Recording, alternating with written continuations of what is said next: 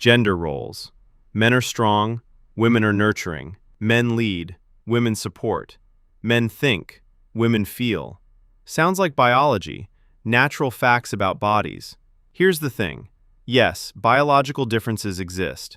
Hormones, chromosomes, anatomy, real differences. But every single culture took those differences and built elaborate constructions on top. And those constructions vary wildly. What's masculine in one culture is feminine in another. Colors, clothes, jobs, emotions, behaviors. Pink used to be for boys, blue for girls. That flipped less than a century ago. High heels were invented for men. Secretaries were exclusively male. Cheerleading started as a men's sport. All the stuff you think is naturally gendered, culturally determined, could easily be different, has been different, will be different again. Gender roles are stories about what people with certain bodies should do. Used to control half the population for most of history. Define what they could want, what they could become. We're slowly realizing what we thought was natural was actually just traditional. Biology is real, but the meanings we attach? Pure fiction. Gender isn't destiny, it's costume you inherited. Religion. You believe your faith is the truth, the real deal. Everyone else is misguided. Here's the thing. That's exactly what they think about you. Religion is humanity's oldest operating system. Before governments, before money, before writing, we had gods. Stories explaining why the sun moved, why people died, what happens after. Why did it work? Scale. You believe the same God watches you that watches me. Now we share rules, same authority, same answers to unanswerable questions. Suddenly strangers can cooperate, build pyramids, fight crusades, create empires. Every major civilization ran on religious foundations. Doesn't matter if the beliefs are true, matters that enough people believe them. Actions based on shared fiction still have real consequences. Wars fought, temples built, laws written. Billions of people today coordinate their lives around texts written thousands of years ago, by people who thought the earth was flat, who believed disease came from evil spirits. Their words still control what you can eat, who you can marry, what you do on weekends. Religion isn't about truth, never was. It's social technology. The original tool for binding strangers into something larger than a tribe. Works exactly as designed. Nations. What is America? Seriously, point to it. You can point to land, but that dirt existed for billions of years before anyone called it anything. You can point to people, but they die and get replaced. Point to the government, changes every few years. So what are you pledging allegiance to? A story. That's it. A shared fiction 330 million people agree to believe. America exists because Americans act like it does. Pay taxes to it. Fight wars for it. Die for it. Here's what's insane. You'll never meet 99.9% of your fellow citizens. Share nothing with most of them. Different values, different lives, different everything. But you're all American because you were born inside imaginary lines on a map. Those lines change constantly. 100 years ago, different borders. 100 from now, different again. The Ottoman Empire felt permanent to millions. Now it's a Wikipedia article. Nations let us scale past tribes, past villages, into civilizations of millions. Strangers became countrymen through shared fiction alone. You'd kill for your nation, die for it, based entirely on which side of an imaginary line you happen to be born. That's the power of a good story. Laws. Murder is wrong, obviously. But why? No law of physics says so. Lions kill constantly. Don't go to prison. There's no cosmic rule book making human-on-human violence special. Laws are just rules we invented, that's it. Someone wrote them down, convinced everyone else to follow, punished those who didn't. End of mystery. Justice? That's the story we tell to make rules feel legitimate. We don't say these are the rules because people with weapons decided. We say this is justice. Makes it sound cosmic, discovered, not invented. Look at how laws change. Alcohol was illegal, then legal. Marijuana is walking the same path. Homosexuality was criminal in most countries 50 years ago. Now it's protected. If laws came from nature, why do they vary so wildly? Legal in one country, prison sentence in another. Same action, different imaginary line, different consequences. The whole justice system is theater. Robes, rituals, special buildings, special language, all designed to make it feel like more than rules powerful people wrote. It works because we need it to. Without shared rules, chaos. Laws aren't discovered in nature. They're invented by whoever has power to enforce them. always have been. Human rights. You were born with certain inalienable rights: life, liberty, pursuit of happiness. Natural rights that exist independently of any government, right? Nope. Nothing in physics grants you rights. Nothing in chemistry. Nothing in biology. Chimps don't have free speech. Dolphins don't have property rights. Rights don't exist in nature, period. Human rights are invented, maybe our best invention, but invented nonetheless. The idea that every person deserves dignity just for existing? Not obvious, not natural. Most of human history, most humans had no rights whatsoever.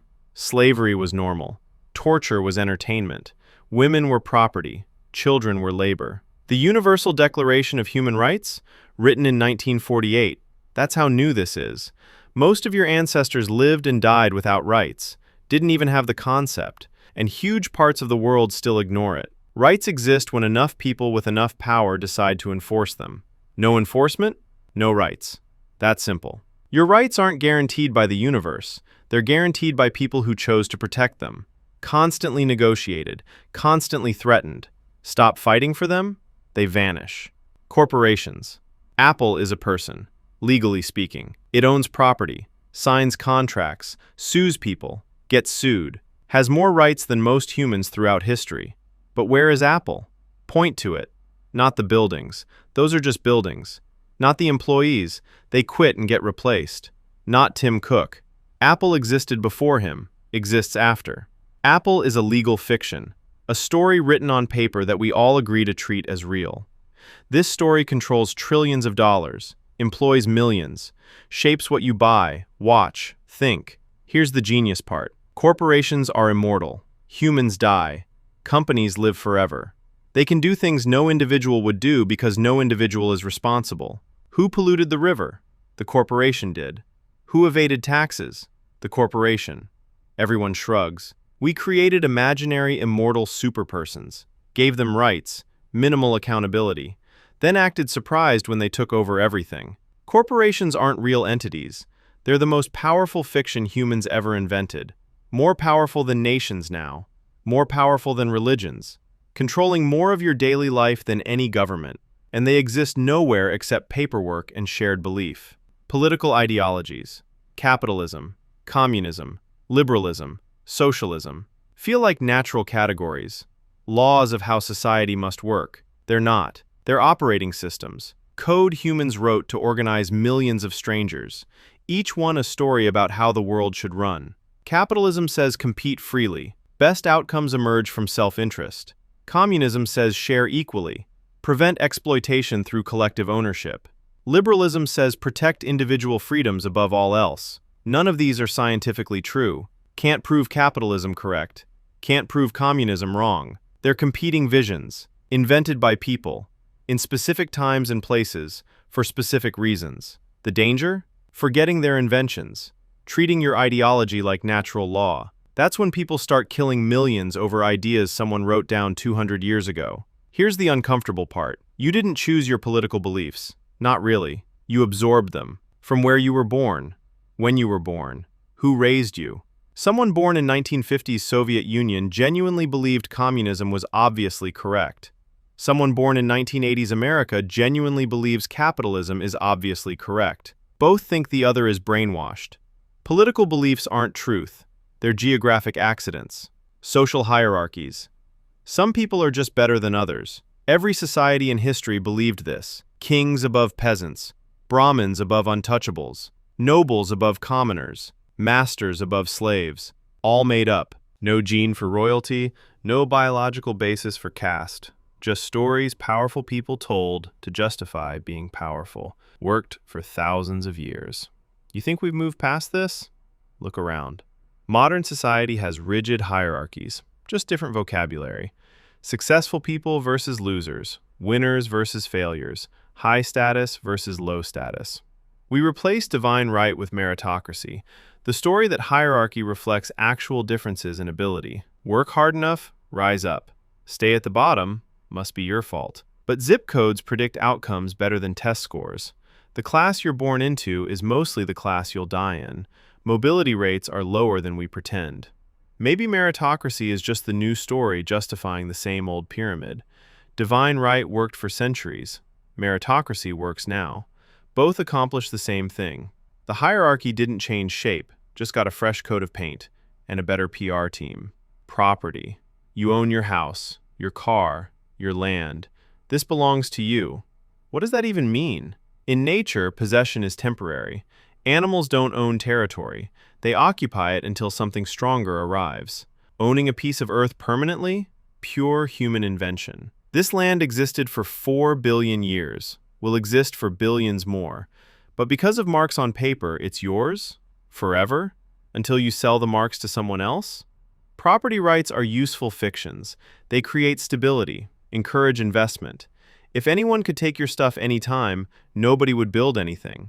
We needed ownership to develop civilization. But step back. Indigenous peoples across the world didn't believe in land ownership. The idea of owning nature seemed insane to them, like owning the sky or owning time. In many ways, it is insane. We just built our entire economy around the insanity. What you own is what everyone else agrees not to take from you. That's it. Ownership exists because of shared belief and the threat of violence backing it up. Your property rights aren't natural. They're a very successful story we all decided to believe. Credit. Most economic growth in history comes from one imaginary concept: credit. The belief that tomorrow will be better than today. When a bank gives you a loan, they don't hand over money that exists. They type numbers into a computer, create money from nothing. Those numbers represent your promise to pay back, with interest, using money you haven't earned yet, from a future that doesn't exist. The entire modern economy runs on trust in imaginary future value. When trust breaks, everything collapses. That's what recessions are. Mass crises of imagination. Suddenly nobody believes in tomorrow. Credit freezes. Economy crashes. All because a story stopped working. Here's the crazy part. We've built civilization on mandatory optimism. The system requires believing in endless growth. Endless more. Forever. Stop believing? Everything falls apart. Your credit score is a number measuring how much the system trusts your story about your future self. Economics isn't science. It's psychology at scale. Stories we tell about tomorrow. Credit isn't money. It's faith. And the whole economy is built on it. Money. That paper in your wallet. Those digits in your bank account. Valuable, right? Nope. Money is worthless. Cotton and ink. Can't eat it. Can't build shelter with it. Try paying rent with the concept of money. Doesn't work. So why do you want it so badly? Because everyone else wants it. That's the whole trick. Money works because we all pretend it works. Nothing more. A $100 bill has value because you trust the next person, trusts the next person, trusts the next person. Chain of belief. Break any link, whole thing collapses. Here's what's wild. Before money, trade was a nightmare. You have chickens, want bread. Baker wants shoes. Nobody gets anything. Money fixed that problem. Universal fiction everyone agrees to want. Most money isn't even physical anymore. Numbers on screens. Your entire savings? Ones and zeros that could vanish with a glitch. We built global civilization on shared hallucination about paper. Yuval Harari calls money the most successful religion ever invented. Christians and Muslims disagree about God, but hand either one a $100 bill, they both know exactly what it's worth. Money isn't real, just the story everyone believes. Race. Here's the most dangerous fiction of all. Race seems obviously real. You can see it. Different colors, different features. Must be biological categories, right?